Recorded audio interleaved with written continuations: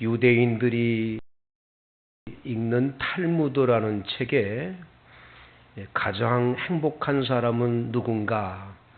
그는 감사하는 사람이다 라고 가르쳐 주면서 행복은 감사의 문으로 들어오고 불행은 바로 불평의 문으로 이렇게 들어온다, 이렇게 말을 합니다. 그래서 행복한 사람이 누군가를 생각해 보면 감사하는 자가 행복한 사람이다. 감사가 얼마나 많은지를 항상 여러분 돌아봐세요. 내가 하루 종일 살아오는 동안에 얼마나 감사합니다라는 말을 많이 사용하고 사는지를 항상 살펴보시기를 바랍니다. 행복은 감사의 문으로 들어와서 불평의 문으로 나가기 때문에 감사의 문을 항상 여는 것, 그것이 여러분을 행복하게 하는 길이라는 걸 잊지 않게 되기를 원합니다. 한하운 씨라고 하는 시인인데 나환자였던 시인입니다. 이분이 쓴 시 가운데 소록도 가는 길이라는 시가 있습니다. 가도 가도 붉은 황토길, 숨막히는 더위뿐이더라. 낯선 친구 만나면 우리들 문둥이끼리 반갑다. 천안 삼거리를 지나도 수세미 같은 해가 서산에 남는데 가도 가도 붉은 황토길, 숨막히는 더위 속에서 절름거리며 가는 길, 신을 벗으면 버드나무 밑에서 직가 다비를 벗으면 발가락이 또 한 개 없어졌다. 앞으로 남은 2개의 발가락이 잘릴 때까지 가도 가도 천리 먼 전라도길. 이런 시를 한하운 씨가 지었는데요. 예전에는 나병, 지금은 한센병이라고 그러죠.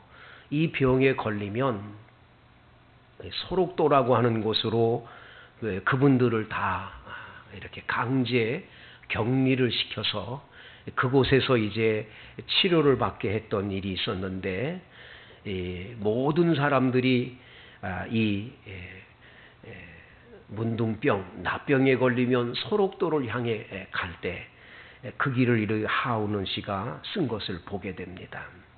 오늘 여기 본문 말씀에도 이 나병 환자 10명이 예수님을 멀리서 만나 뵙는 말씀이 나옵니다. 예수님께서 예루살렘으로 올라가십니다.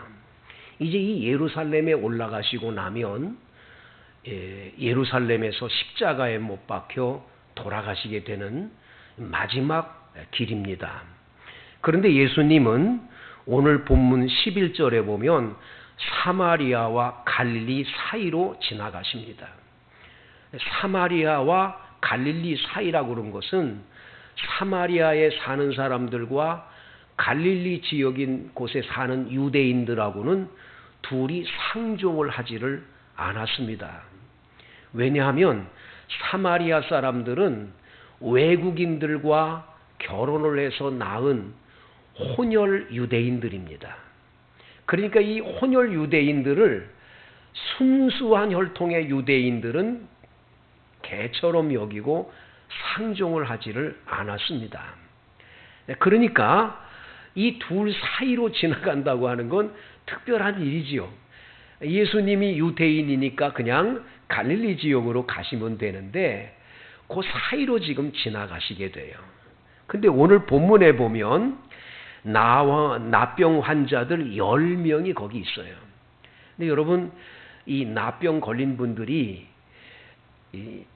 많은 사람들이 모인 곳에 살 수 없으니까 격리돼 가지고 사니까 사마리아에 있는 나 환자들이나 갈릴리 지역에 있는 유대인 나 환자들이 함께 가운데 모여서 같이 지내는 거지요. 여러분 어렸을 때 그런 거 본 적이 있으세요? 저는 어렸을 때 막 장마가 져가지고 비가 많이 올 때 보면 막 집들이 떠내려가고 그럴 때 보면 동물들이 서로 잡아먹는 동물들끼리도요, 이렇게 같이 모여 있는 경우가 있어요. 근데 이 죽음의 위기 속에서는 전부 같이 이렇게 있거든요. 나병 환자분들도 이렇게 유태인이고 뭐 사마리아 사람이고 없는 거예요. 같이 그냥 그 가운데 모여서 지금 같이 살고 있는 거지요. 근데 이분들이 그렇게 모여 있다가 예수님이 저기서 지나가니까 가까이는 못 가고 멀리 서서 예수님을 향해 그들이 소리를 높여 외칩니다. 한번 다 같이 13절을 읽어보겠습니다. 소리를 높여 이르되 예수 선생님이요 우리를 불쌍히 여기소서 하거늘. 예수 선생님 우리를 불쌍히 여겨주세요. 그렇게 소리를 지르는데 여기서 선생님이라는 단어가 헬라어 단어 가운데는 그냥 모두를 가르쳐주는 선생님, 랍비라는 말이 있지만 여기서 나와 있는 선생님은 랍비라는 말을 쓰지를 않았습니다. 내 개인의 개인 교사 스승님이라고 해요. 스승님. 스승님 이런 식으로 말하는 거예요. 내 인생의 스승, 내 인생의 선생님이라고 하는 그 단어를 사용해서 예수 선생님, 당신은 내 인생의 선생님, 스승님이십니다. 내가 이렇게 나병에 걸려 있으니 고쳐주세요 하는 말로 우리를 불쌍히 여겨달라고 외치는 거지요. 그때에 예수님이 보시고 가서 제사장에게 너희 몸을 보여라 이렇게 말합니다. 왜 예수님이 의사에게 보이라고 안 하고 제사장에게 보이라고 했을까요? 그것은 유대인들은 구약성경 레위기서에 보면 제사장들이 하는 일 가운데 하나가 뭐였냐? 제사장들은 나병인지 아닌지를 판별하는 것이 제사장에게 주어진 임무 중에 하나였습니다. 그러니까 그때 당시에는 의사가 제대로 없으니까 이 나병에 걸렸는지 안 걸렸는지는 누가 판결하냐? 제사장이 판결을 했어요. 그러니까 제사장에게 너희 몸을 보여라 그러니까 이 말은 네 병이 나았으니까 제사장에게 가서 보이라는 거예요. 나았다는 것을 말씀해 주는 것이요. 너희 몸을 제사장에게 보여라. 너희들 나았으니까 가서 보여라 그런 뜻입니다. 그래서 그들이 그 말씀을 믿고 갑니다. 가다가 깨끗함을 받은 거예요. 제사장에게 몸을 보이러 가는 도중에 깨끗함을 받았어요. 온몸의 나병 기운이 싹 사라져버리고 건강해진 겁니다. 오늘 성경 말씀 15절에 보면 그 10명 가운데 한 사람이 자기가 나은 것을 보고 자기의 병이 나은 걸 보고는 큰 소리로 하나님께 영광을 돌렸어요. 할렐루야! 하나님께 영광이 할렐루야 아닙니까? 할렐루야! 하나님께 영광을 돌리고는 누구에게 갔느냐? 자신의 병을 고쳐주신 예수님에게 찾아갑니다. 17절 예수께서 대답하여 이르시되 10사람이 다 깨끗함을 받지 아니하였느냐? 그 9은 어디 있느냐? 예수님께 찾아가서 감사하며 엎드리면서 감사합니다. 감사합니다. 저를 고쳐주셔서 감사합니다. 했는데 감사하는 그 사람이 하필이면 사마리아 사람이에요. 사마리아 사람. 유대인이 아닌 사마리아 사람이었어요. 이 사람이 예수님께 와서 감사하면서 영광을 하나님께 올려드렸을 때 예수님께서 대답하십니다. 10사람이 다 깨끗함을 받지 않느냐? 그 9은 다 어디 갔냐 말이에요. 겨우 한 사람 와서 감사하냐 그 말이죠. 이 이방인 외에는 하나님께 영광을 돌리러 돌아온 자가 없느냐. 여러분 우리들도 하나님 앞에 이렇게 되기가 굉장히 쉽습니다. 우리는 인간관계 속에서도 이러기가 굉장히 쉬워요. 한번 그 오래된 신문에 난 기사에 대해서 또 한 번 이렇게 그 새롭게 각색을 해서 기록해 놓은 책을 한번 읽었는데 역사적인 사건에 대한 것을 쭉 찾아서 놓은 거죠. 거기 이런 글이 하나 있습니다. 삼풍백화점이 무너졌을 때 그 안에서 특별히 일하던 분 가운데 이렇게 청소하는 일들을 했던 그런 분들이 한꺼번에 같이 열 몇 사람이 거기서 구조를 받아가지고 이렇게 살아난 기사가 나왔더라고요. 근데 그 13사람인가 살아났는데 거기 그 기록이 이렇게 되어 있습니다. 13사람 가운데 딱 한 분이 나오면서 구조된 그분들에게 고맙습니다. 감사합니다.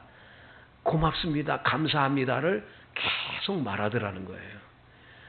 그런데 거기 있는 그 구조대원 한 사람이 이렇게 길을 써놨어요. 거기에 저희가 감사하지요. 살아주어서 감사합니다. 이렇게 얘기를 했다 하는 걸 써놓으면서 거기 끝에 이렇게 기록해놨어요. 13사람 중에 감사하는 사람은 한 사람뿐이었습니다. 이렇게 말하는 거예요. 여러분, 우리들이 똑같이 하나님으로부터 은혜를 받았어요. 하나님이 주신 은혜가 얼마나 크고 감사하면 오늘 우리가 부른 찬송가의 가사, 오늘 304장에 하늘을 두루마리 삼고 바다를 먹물 삼아도 하나님의 은혜 다 기록할 수가 없어요. 그런 하나님의 은혜를 우리가 다 같이 받았어요. 그런데 그 받은 은혜에 대해서 하나님 아버지 감사합니다 하고 감사하는 신앙인이 있는가 반면에 사실은 그렇지를 못하는 분들도 많다라는 거지요. 여러분들과 제가 하루에도 수없이 사실 따지고 보면 우리들이 얼마나 많은 기적과 은혜를 매일매일 체험하고 있는 겁니까? 이 코로나19가요. 언제 어느 때 우리에게 찾아올지 몰라요. 이건 아무도 말 못하는 거예요. 우리가 마스크 쓰고 아무리 손을 닦고 해도 언제 어느 순간에 누구를 만나서 이야기를 하다가 내게 그게 감염이 될지는 아무도 모르는 건데 우리들이 이렇게 건강하게 매일매일 살아가고 있고 감염이 안 되는 자체가 진심으로 하나님께 감사할 일 중에 하나인데 진심으로 여러분 감사해 본 적이 있을까요? 저희는 어렸을 때부터 그런 것을 많이 봐왔어요. 정말 지금 우리나라의 경제가 정말 눈부시게 발전이 된 것. 10년이면 강산이 변한다고 돌아가 보면 고향이 없어졌어요. 그 시골에 있던 아름다웠던 시골길들이나 이 모든 것들이 다 사라져버리고 고층 빌딩에 아파트들이 꽉 들어서 있는 그 고향을 잃어버린 곳에 가보면 깜짝깜짝 놀라는 거예요. 야, 세상이 이렇게 변하는구나. 그러면서도 한편으로 정말 하나님의 은혜가 너무 감사한 게 대한민국이란 나라가 얼마나 어렵게 살았는데 여러분 산에 있는 나무를 베어다가 불 떼고 우리가 밥해 먹던 시절이 있었어요. 그렇게 우리가 얼마 안 됐었어요. 그런 일들이. 연탄 아궁이에다가 연탄 늘 떼면서 연탄 불 꺼질까 봐 고생했던 때가 얼마 안 됐었어요. 근데 우리가 지금 이렇게 살아가는 것에 얼마나 감사한 일이 많은지 몰라요. 근데 너무 우리는 감사가 없어요. 감사가. 그냥 모든 일이 불평이죠. 불평불만으로 대한민국 사람들이 꽉 차 있어가지고 조금만 하면 전부 다 불평이고 원망이고 이러니까 이 대한민국이 행복한 나라라고 못 본다는 거지요. 그래서 많은 분들이 삶의 질이 굉장히 높아졌음에도 불구하고 이 경제나 모든 것 삶이 너무나 좋아졌는데 흐르는 개울물에서 빨래하던 분들이 세탁기가 다 해주잖아요. 불 떼서 밥하던 분들이 지금은 전기 코드 꼽아놓고 그냥 있으면 밥이 다 되잖아요. 이제는 설거지하기도 안 되니까 설거지하기도 싫으니까 설거지하는 기계가 나왔잖아요. 식기세척기라고 나와가지고 그냥 전부 사잖아요. 정말 감사할 일이 얼마나 많은지 몰라요. 근데 우리는 끊임없이 감사는 어디로 가고 매일매일이 불평이요 원망이지요. 그러니까 행복할 리가 없지요. 여러분, 오늘 여기 본문에 나와 있는 이 사마리아인 한 사람 나환자가 치료를 받고 하나님께 너무 감사해서 영광을 하나님께 올려드리고 예수님께 와서 무릎을 꿇고 감사했던 이 감사가 저희들의 삶 속에 다시 한번 소생이 될 때에 우리는 행복한 그리스도인이 될 줄로 믿습니다. 여러분, 이 본문에서 우리는 뭔가를 찾아야 되는데 특별히 여러분들과 저에게 주는 교훈은 세 가지입니다. 첫째가 뭐냐면 감사하는 사람에게는 우리 주님의 큰 기쁨과 은혜가 있어서 감사하는 자를 주님이 기뻐하신다는 걸 보게 됩니다. 여러분, 하나님은 감사하는 자를 얼마나 좋아하시는지 몰라요. 시편 50편 23절 감사로 제사를 드리는 자가 나를 영화롭게 하나니 그에게 나의 영광을 보이리라. 주님 말씀하셨어요. 여호와께 감사하라. 그 인자하심이 영원함이로다. 여러분, 여호와께 감사하는 자에게 하나님께서는 언제나 은혜와 축복을 약속하고 있기 때문에 여러분들과 제가 하나님 앞에 최선을 다해서 조금 많이든 큰일이든 나의 삶에서 감사가 퇴색되지 않도록 주님 감사합니다, 주님 감사합니다를 끊임없이 여러분의 입으로 고백하며 사시게 되기를 원합니다. 특별히 감사하는 사람에게는 더 큰 축복을 주심을 약속하고 있습니다. 오늘 성경에 10명의 나환자들이 치료를 받았지만 구원받은 사람은 오늘 여기 사마리아의 이 나환자 한 사람밖에 없습니다. 오늘 성경 19절은 말하지요. 일어나 가라. 내 믿음이 너를 구원하였느니라. 이 구원의 은혜를 하나님이 이분에게 베풀어 주시는 거예요. 나머지 9사람은 구원은 받지를 못하는 거예요. 그냥 나병만 고침받지 구원은 못 받은 거예요. 감사하니까 하나님은 이렇게 구원의 은혜까지 베풀어 주시는 것을 볼 수가 있는 거지요. 성도 여러분, 감사하며 사시게 되기를 원합니다. 감사는 여러분의 삶을 더 풍요롭게 하게 돼 있어요. 그래서 유명한 찰스 스펄전 목사님이 말씀합니다. 내가 감사합니다라고 삽을 하나 퍼서 하나님 앞에 드리면 하나님께서는 하나님의 삽으로 퍼서 네가 나에게 감사하냐? 내가 너에게 복을 주마 하고 주신다라는 거예요. 별빛을 보고 감사하면 달빛의 은혜를 주시고, 달빛을 보고 감사하면 햇빛의 은혜를 주시고, 햇빛에 감사하면 7날에 더한 빛으로도 우리 주님께서 은혜 주신다는 말씀을 기억하셔서 감사함으로 사시는 저와 여러분 되기를 원합니다. 특별히 여러분, 감사할 때에 가정에 큰 행복이 찾아오게 돼 있습니다. 남편은 아내를 보고 늘 고마운 마음을 갖고, 아내도 남편을 보고 감사를 늘 떠올리는 가정이라면 그 집은 행복할 수 있어요. 자녀들이 부모를 보며 우리 부모님들이 참 고생해서 우리를 키워준 것이 너무 고맙다, 감사하다는 마음이 자녀들에게 있다면 그 자녀들 때문에 집은 반드시 행복할 거예요. 그래서 많은 분들이 오늘날의 교육의 실패 중에 가장 큰 실패는 뭐냐? 자녀들에게 감사를 못 가르쳤다는 거예요. 그래서 부모에게 늘 감사합니다, 고맙습니다를 자녀들이 하고 살았다면 오늘날 이렇게 세계가 잘못되지 않았을 거라고 말을 해요. 여러분, 우리의 아들, 딸들에게 여러 교육이 중요하지만 하나님께 감사하고 부모님께 감사합니다를 가르쳐주는 교육은 굉장히 중요한 교육 중에 하나입니다. 성도 여러분, 여러분들의 삶에 감사가 넘치되 가정 안의 식구들끼리 서로 감사하며 사시는 가정들이 되기를 원합니다. 서울 근교회에서 농사를 짓고 살던 한 노인이 계셨습니다. 이분은 아주 오래전에 자녀들을 쭉 낳았는데 10남매를 자녀를 키우는 거예요.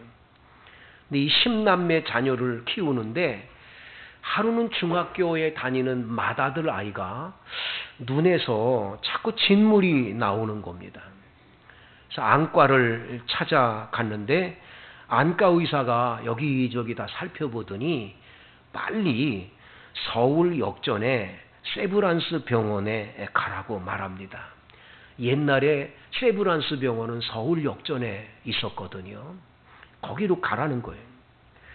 거기 가서 진료를 받으러 들어가는데 한센병 진료소라는 곳으로 들여보내는 거예요. 아이 옷을 다 벗기더니 이만한 바늘로 아이를 이렇게 찌르는데 아이가 아프다고 안 하는 거예요. 보니까 이 아이가 나병, 문둥병에 걸린 거예요.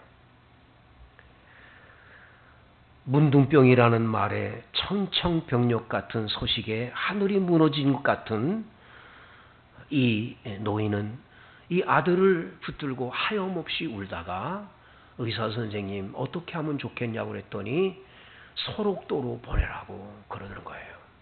소록도에 가면 이런 아이들을 수용해서 고쳐주는 곳이 있다고 거기 가라고. 그래 이 아버지가 이 아들을 데리고 1950년대였으니까 어떻게 차를 타기도 하고 그냥 걸어가면서 사흘길 동안을 걸어서 그 소록도 맞은편에 있는 녹동항까지 도착을 했어요. 그 녹동항에 도착해서 배를 타려고 그러는데 소록도에서 나온 배가 항구에 도착했는데 보니까 다 얼굴들이 흉측한 얼굴이 돼서 나오니까 이 아버지가 이 아들을 저기에 보내면 저렇게 될까봐 너무너무 안타까워서 아들을 데리고 얘야 너하고 나하고 차라리 죽는 게 낫다. 바다로 데리고 갔어요. 이 바다에 가서 아이하고 둘이서 그냥 자살을 하려고 그럴 때 그냥 물속에 들어가 가지고 거의 이렇게 물에 차서 죽으려고 하는 그때에 아들아이가 갑자기 헤엄을 치어 나오면서 아버지 문둥이는 난데 왜 아버지가 돌아가셔야 돼요? 아버지는 살아야지요. 아버지가 돌아가시고 나면 우리 동생들 그리고 우리 어머니는 누가 키우겠어요? 그리고 막 우는 거예요. 그래가지고 이 아버지가 그 아이의 소리를 듣고는 정신을 차려서 그 아들을 문둥이 소록도로 보내고 본인은 돌아왔어요. 그냥 열심히 일을 했습니다. 나머지 9남매를 키우느라고 가진 고생을 다해서 아이들 다 장성해서 공부도 시키고 시집장가를 다 보낸 거예요. 그리고 이제는 아내하고 둘이서 행복하게 살 줄 알았는데 덜컥 아내가 암병에 걸려요. 그 얼마 안 있다가 그 아내가 세상을 떠나고 났습니다. 그 혼자 살게 됐는데 시골에서 혼자 농사를 짓고 사는데 소록도로 간 맏아들 말고 다른 아들이 맏아들 된 둘째 아들이 아버지 그거 뭐 농사를 짓고 고생하세요. 그거 다 팔아가지고 저하고 같이 합쳐서 삽시다. 이래가지고는 그 농토 다 팔아가지고는 아들하고 큰 아파트를 사가지고 아들한테 돈을 다 주고 아들 집에 들어가서 살게 되는데 처음에는 행복했지요. 1년 동안은 행복했는데 세상에 그때부터 1년 지나고 나니까 며느리가 눈칫밥을 주고 막 함부로 하는 거예요. 불편한 게 한두 가지가 아니에요. 이상하게 행동을 하는 거예요. 그러더니 이 아들이 있다가 아버지 자녀들이 한두 명입니까? 그렇게 많은데 이거 둘째네 셋째네도 있고 쭉 가서 여기저기 좀 둘러서 오시지요. 그리고는 아버지를 내기 시작하는 거예요. 이 둘째 아들 셋째 아들 집에 가면 며느리들이 또 한 달만 있으면 눈치를 주니까 있을 수가 없는 거예요. 여기저기 있다가 마지막에 막내 아들 집에 갔을 때 막내 아들이 밤에 큰형하고 전화를 해서 막 욕하고 싸우는 거예요. 돈은 돈대로 다 가져가 놓고 왜 아버지를 이렇게 바깥으로 내돌리는지. 형이 그러면 되냐 그랬더니 그 형은 또 뭐 얘기하고 난리 막 싸우는 거예요. 갈 곳이 없는 거예요. 이 노인은 갈 곳이 없으니까 밖으로 나와서 그냥 깜깜한 밤에 공원에서 잠을 자고는 아침에 일어나서 어디로 가야 될까? 내 인생이 왜 이럴까? 고생해서 아이들을 키웠지만 누구 하나 고마움을 몰라주는 이 세상 어디로 갈까?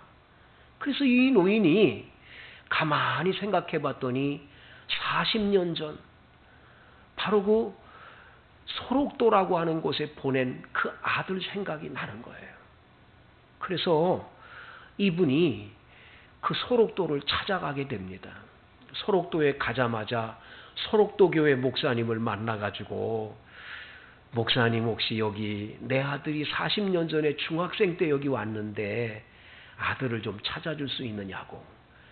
소록도 교회 목사님이 교인 명단을 보니까 본인 교회에 나오는 분이에요. 우리 교회 집사님이라고 여기 계시다고.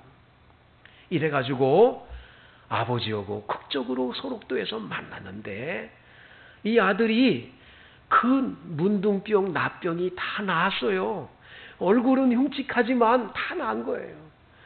며느리라고 소개하는데 며느리도 똑같은 나환자인데 둘이 다 나아가지고 건강한 거예요. 그런데 거기서 아버지한테 큰절을 하면서 이렇게 말하는 거예요. 아버지, 저는 아버지를 너무너무 그리워했어요.